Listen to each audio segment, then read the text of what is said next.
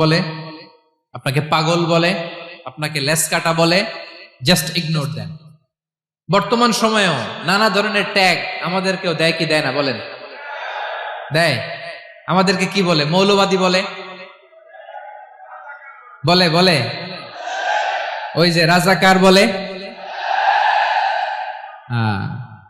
রাজাকার রাজাকার খেলার দিন শেষ।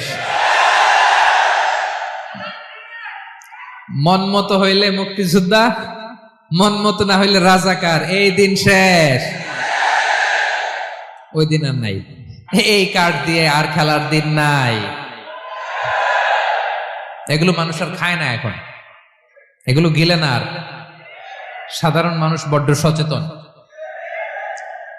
দেখেন, কালের বিবর্তনে, সময়ের আবর্তনে একই পরিক্রমা আমাদেরকেও ট্যাগিং করে, আমাদেরকে মৌলবাদী বলে, ব্যাকডেটেড বলে, রাজাকার বলে, জঙ্গি বলে, যুদ্ধাপরাধী বলে। আছে না এরকম? ওয়াসবির আলা মা ইয়াকুলুন, নিজের সাথে মিলায় নেন, যা বলে ধৈর্য ধারণ করো। ওয়াহজুরহুম হাজরান জামিলা, জাস্ট ইগনোর দেন, ভালোভাবে ইগনোর করেন, খালাস, সালাম দিয়ে কেটে পড়েন। তাহলে প্রিয় ভাইরা, এই বিপদ আপদ আমাদের পিছু ছাড়বে না, পিছু ছাড়বে না। নবীদের পিছু ছাড়ে নাই, আমরা কোথায়? আমরা আর কি? বিপদ আমাদেরকে ধৈর্য ধারণ করতে হবে, মনোবল হারাইলে হবে না। দেখেন বিশ্বনবী কিভাবে আপনাদেরকে সান্ত্বনা দেয়। বিশ্বনবী বলেন, আজাবান লি আমরিল মুমিন, মুমিনের ব্যাপারটা বড় আশ্চর্যজনক। ফাইন্না আমরাহু কুল্লাহু লাহু খাইর, মুমিনের জীবনে যা ঘটে সবটাই খাইর, সবটাই কল্যাণ। ইন আসাবাতহু সাররাউ শাকারা ফাকানা খাইরাল্লাহ ওয়া ইন আসাবাতহু দাররাউ সাবারা ফাকানা খাইরাল্লাহ। মুমিনের জীবনে যদি সুখ আসে তাহলে মুমিন শুকরগুজার হয়, এটা তার জন্য ভালো। আর যদি মুমিন জীবনে দুঃখ আসে তাহলে সে সবর ইখতিয়ার করে, এটাও তার জন্য ভালো। সুবহানাল্লাহ। তাহলে দেখেন, আমরা হয় সুখে থাকি নয় দুঃখে থাকি, ঠিক কিনা বলেন? তাহলে সুখের সময় আমরা শুকর করি, কি করি? শুকরগুজার হই। শুকরিয়া করাও একটা ইবাদত, শুকরিয়া করাও কি? আর দুঃখের সময় আমরা সবর করি, সবর করাটাও একটা। তাহলে আমাদের পুরো জীবনটাই ইবাদত, পুরো জীবনটাই। সুখের সময় শুকর আর দুঃখের সময় সবর। আওয়াজ করে বলেন, সুখের সময় শুকর আর দুঃখের সময়। এই দুই ইবাদত মুমিন জীবনে চলমান, কন্টিনিউয়াস, একটা উইন উইন সিচুয়েশন। কি বলেন? উইন উইন হয়ে গেল না? যেই পরিস্থিতিতেই থাকে আমাদের জন্য লাভ। আল্লাহু আকবার। তাহলে প্রিয় ভাইরা, এটাই জীবনের বাস্তবতা। সবর আমাদেরকে ইখতিয়ার করতে হবে, হতাশ হওয়া যাবে না। অনেকে আমরা অল্পতে হতাশ হই। এই যে আমরা ধৈর্য ধারণ করছি, এর ফল পাচ্ছি না? দীর্ঘ 1.5 দশক ধরে ধৈর্য ধারণ করছেন না আপনারা? এখন মুক্তি, স্বাধীনতা, বিজয় এনে দিয়েছে কে? ধৈর্য ধারণ করুন। ধৈর্যের যে ফলাফল, এটা বড় মিষ্টি। ধৈর্য এমন একটা গাছ, এই গাছের সারা গায়ে কাটা, কিন্তু এর ফলটা বড় সুস্বাদু, এর ফলটা বড় মিষ্টি। ধৈর্য ধারণ করার অভ্যাস করতে হবে প্রিয় ভাইরা। মুমিন হতাশ হয় না, হাল ছেড়ে দেয় না। মুমিন ভরসা রাখে একজনের উপর, তিনি কে? লা তাইআসু মির রাউহিল্লাহ ইন্নাহু লা ইয়াইআসু মির রাউহিল্লাহি ইল্লাল কওমুল কাফিরুন। আল্লাহর রহ থেকে, রহম থেকে নিরাশ হয়ে যাও না। কাফির ছাড়া, অকৃতজ্ঞ ছাড়া কেউ আল্লাহর রহ থেকে, আশা থেকে নিরাশ হয় না। শয়তানের সবচেয়ে বড় মিশন হলো আমাদেরকে হতাশ বানানো, এটা খেয়াল রাখবেন। শয়তানের সবচাইতে বড় মিশন কি? আমাদেরকে হতাশ করে দেয়া। হতাশ বানাইতে পারলে সে সাকসেসফুল, খুশি। কিন্তু আমরা এত সহজে হতাশ হই না, আমরা নিরাশ হই না, আমরা বিপদে হাল ছেড়ে দেই না। আমরা ভরসা রাখি এক মহান সত্তার উপর, তিনি কে? মনে থাকবে? বিপদ আসলে ভেঙে পড়বেন, ভিসা না হইলে কান্নাকাটি শুরু করবেন, ব্যবসায় লস হইলে হাউমাউ, হতাশ হবেন, ভেঙে পড়বেন। ধৈর্য ধারণ করব আমরা। আওয়াজ করে বলেন, আমরা কি করব? সবর। বিপদ ট্যাকেল দেওয়ার প্রথম স্টেপ হচ্ছে সবর, ধৈর্য ধারণ করতে হবে। অবশ্যই সাবিরিন, ধৈর্যশীলদেরকে সুসংবাদ দাও। বিপদ থেকে বাঁচার দ্বিতীয় স্টেপ হচ্ছে এই বিপদ থেকে উত্তরণের চেষ্টা করতে হবে।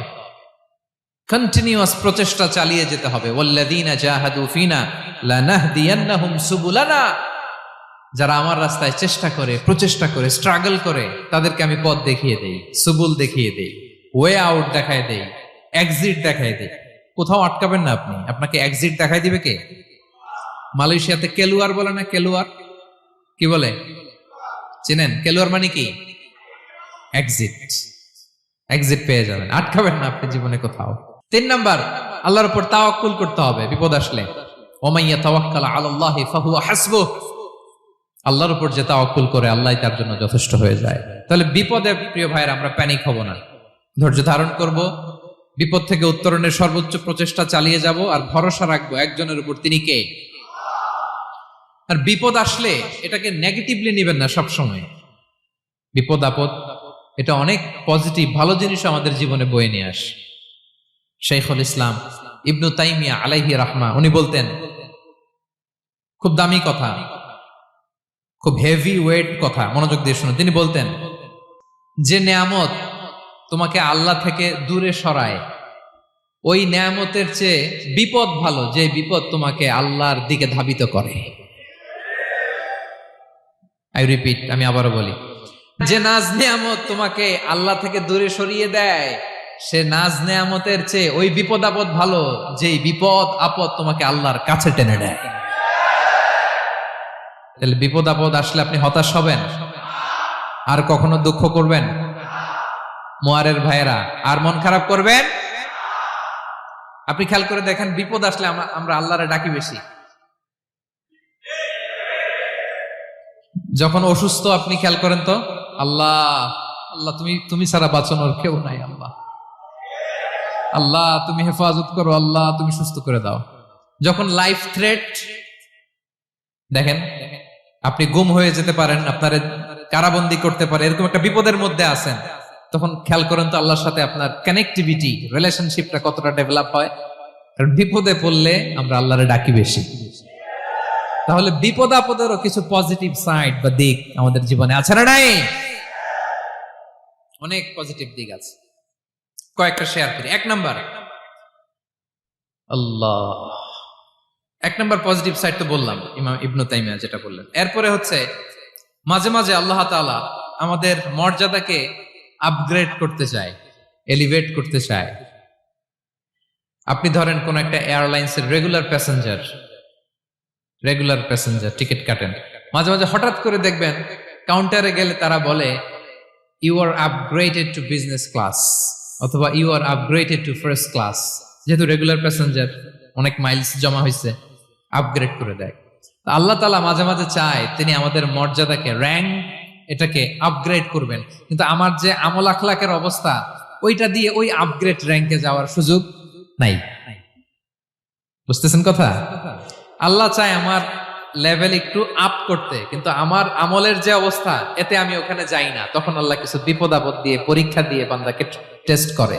ওই পরীক্ষায় যদি উত্তীর্ণ হন, সাথে সাথে আল্লাহ তাআলা আপনার লেভেল বা র্যাঙ্ক আপগ্রেড করে দেয়। সুবহানাল্লাহ পড়বেন না? তাহলে লাভ না লস? আওয়াজ করে বলেন, লাভ না লস? মুমিন জীবনের সব লাভ।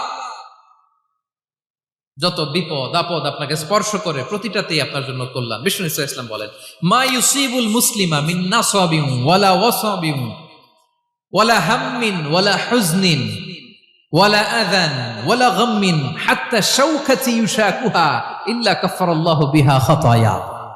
আপনার জীবনে যত দুঃখ, যত যন্ত্রণা, যত টেনশন, যত অ্যাংজাইটি, যত ইনজুরি, এমনকি গোলাপ ফুল পাড়তে যে ওখানে যে কাটা বাঁধছে, বরই খেতে যে বরই গাছে ওঠার পর যে একটা কাটা বিঁধছে আপনার হাতে, এর কারণে আল্লাহ তাআলা আপনার গুনাহ মাফ করে দেয়। সুবহানাল্লাহ। তাহলে বিপদ আপদ দিয়ে আল্লাহ বান্দার মর্যাদাকে আপগ্রেড করে। বিপদ আপদে ফেলে আল্লাহ তাআলা বান্দার পাপ মোচন করে। বিপদ আপদ দিয়ে আল্লাহ তাআলা বান্দার শাস্তি মওকুফ করে। এমন পাপ করছেন, এটার জন্য শাস্তি বরাদ্দ হয়ে গেছে, কিন্তু আল্লাহ তাআলা ওই শাস্তি থেকে মাঝে মাঝে আপনাকে বাঁচাতে চায়, তখন কিছু বিপদ দিয়ে বান্দারে পরীক্ষা করে। উত্তীর্ণ হলেই আল্লাহ তাআলা ওই শাস্তিকে মওকুফ করে দেয়। তাহলে আসুন সামারি করি, পুরো আলোচনাটার সামারি করি। বিপদ আপদ, পরীক্ষা, স্ট্রাগল, কষ্ট, এটা সুন্নাতুল্লাহি ফিদ দুনিয়া। এই দুনিয়ায় আল্লাহর সুন্নাত, এর বাইরে কেউ যেতে পারে না, ইভেন নট দ্য মেসেঞ্জার্স, নবীরাও না। আজকের আলোচনায় শুনছেন না নবীদের জীবন দিয়ে কি গেছে, ups and downs, test and trial, নবীরাও না। তাহলে এটা আমাদের মাইন্ডসেটের সাথে সেট আপ করে নিতে হবে যে অতীতে, বর্তমানে, ভবিষ্যতে বিপদ আপদ মুক্ত এই পৃথিবীতে কেউ থাকবে না। পারবেন? হ্যাঁ, এটা মাইন্ডসেটে নিয়ে নিতে হবে যে এটাই জীবন, বিপদ আপদ দিয়ে আল্লাহ পরীক্ষা করবেন। এটাই পৃথিবী, চির সুখ চির শান্তি এই পৃথিবীতে খুঁজলেই পাওয়া যায় না। শুরুতে বলছিলাম না, চির সুখ চির শান্তি। বলেন তো এটা কি দুনিয়ার ফিচার না জান্নাতের ফিচার? জান্নাতের ফিচার দুনিয়ায় খুঁজলে পাওয়া যাবে? যাবে না। তাহলে আজকের আলোচনার 1 নম্বর লেসন হচ্ছে বিপদ আপদ এটা সুন্নাতুল্লাহি ফিদ দুনিয়া, এই দুনিয়া আল্লাহর সুন্নাত, এটা থেকে মুক্তি পাওয়ার কোনো সুযোগ নাই, নবীরাও পায় নাই। 2 নম্বর লেসন, বাঁচার যেহেতু সুযোগ নাই, we have to face it with patience, intellect and tawakkul. বিপদে অস্থির হওয়া যাবে না, এটাকে ফেস করতে হবে উইথ পেশেন্স, ধৈর্যের সাথে। বিপদ আমরা মোকাবেলা করব কিসের সাথে? ধৈর্য। প্যানিক হবেন না, অস্থির হবেন না, ধৈর্য ধারণ করবেন উইথ ইন্টেলেক্ট। আল্লাহর দেয়া আপনার ইন্টেলেক্ট খাটিয়ে এই বিপদ উত্তরণের সর্বান্তকরণের চেষ্টা প্রচেষ্টা আপনার চালায় যেতে হবে। আর সবশেষে আত-তাওয়াক্কুল আলাল্লাহ, ডিপেন্ডিং অন আল্লাহ।